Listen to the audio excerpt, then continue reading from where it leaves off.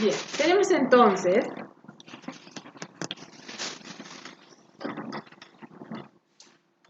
entonces que los productos que se forman en el proceso de corrosión, como yo les venía diciendo, pueden ayudar o pueden perjudicar al metal, ¿sí? O sea que los productos pueden ser óxidos o pueden ser hidróxidos que se forman en el proceso de corrosión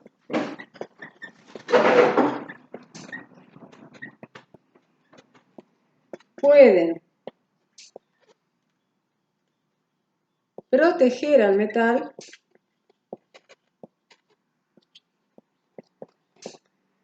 o no, ¿sí?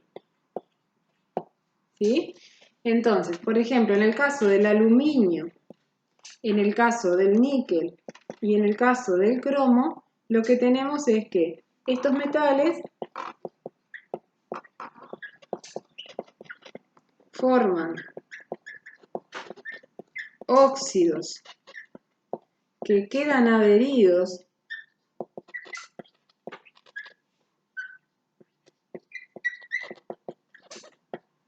a la superficie del metal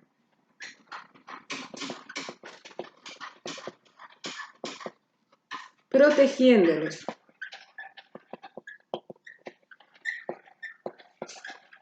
De nuevas corrosiones. Esto no pasa con el hierro, ¿sí? Esto no pasa con el hierro porque el hierro le pasa todo lo contrario. O sea, al hierro lo que le sucede es que se empieza a desintegrar cada vez más.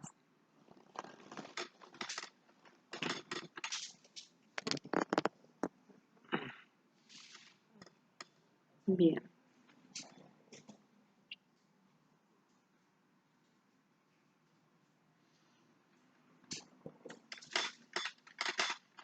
Dentro de los tipos de corrosión vemos que a nivel de metales, ¿sí? Podemos encontrar con que hay tres grandes tipos. Hay tres grandes tipos de corrosión. O cómo se da el proceso de corrosión.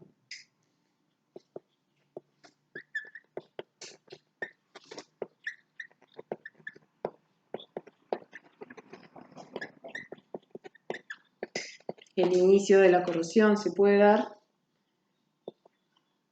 por tres grandes razones. Una de las razones es que haya una corrosión localizada.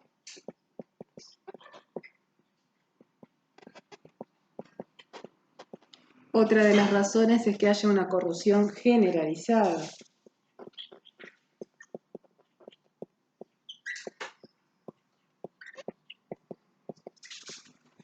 Y otra de las corrosiones son por la llamada corrosión galvánica, que tiene que ver con la unión con otros metales.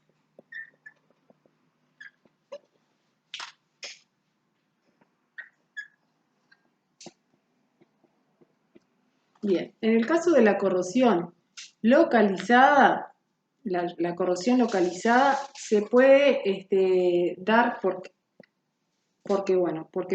el metal tiene una fatiga, tiene una grieta o tiene alguna impureza que da lugar a un proceso de corrosión. Incluso se da por acción de algunos microbios, ¿sí? Corrosión microbiana.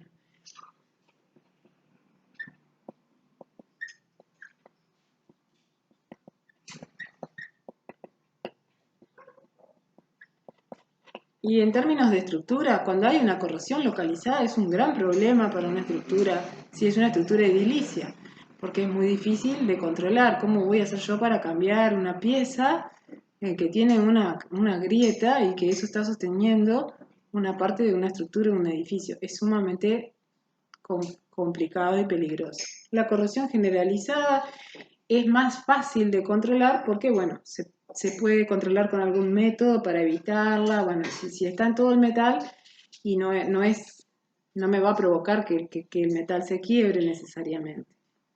Y la corrosión galvánica tiene que ver con que el metal está en contacto con otro metal que hace que el metal que yo quiero proteger esté actuando como ánodo.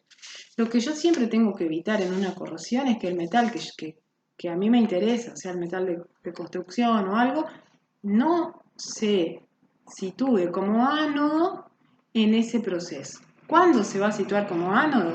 Bueno, vamos a suponer que nosotros tenemos una reja metálica. Si nosotros tenemos una reja metálica y está hecha de hierro, y la reja no está pintada, no la pinté, está hecha de hierro, de acero, y bueno, por alguna razón se me rompe la reja. ¿Sí? Si yo esa reja la voy a atar con un alambre, por ejemplo, eso puede llegar a dar un proceso de corrosión muy grande y se les puede empezar a desarmar la reja si ustedes la atan con un metal que tenga mayor potencial de reducción. Por lo tanto, si ustedes la atan con cobre, ¿sí?, su reja se les va a desintegrar. Tienen que atarla con un metal que tenga menor potencial de reducción. ¿Para qué? Para que ese metal actúe como lo que se llamaría ánodo de sacrificio y sea ese metal el que se oxide. En todo caso, después ustedes cambian la atadura. Pero nunca tienen que poner en contacto el metal que desean proteger con un metal más noble en una pequeña zona. Porque eso lo que va a provocar es que el metal que ustedes quieren proteger se sitúe como ánodo, el alambre con el cual ataron se sitúe como cátodo y la reja se oxide. ¿Sí? Bien.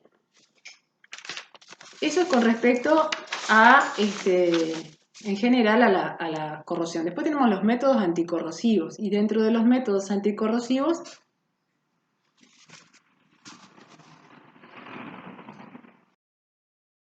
dentro de los procesos de corrosión nosotros podemos usar inhibidores, que son inhibidores que vienen a ser aquellos que disminuyen la velocidad de la corrosión, son como catalizadores inversos, ¿sí?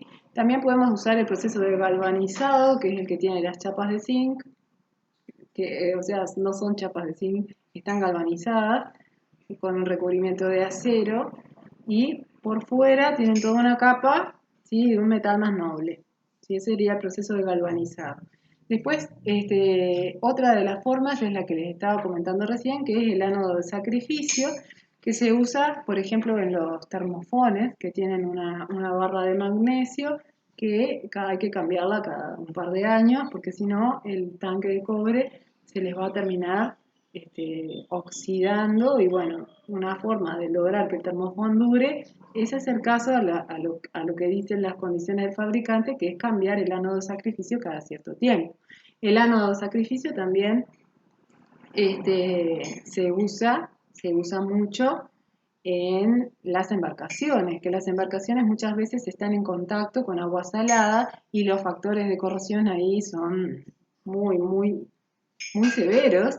Tenemos agua salada y aire, y entonces lo que es la parte del metal que está en contacto, que no está del todo sumergida, pero que está un poco en contacto con el aire, con el agua, esa parte va a estar muy expuesta a la corrosión, por lo tanto debe cuidarse muchísimo y se utilizan barras de magnesio pegadas a la parte de la embarcación, a la parte metálica de la embarcación.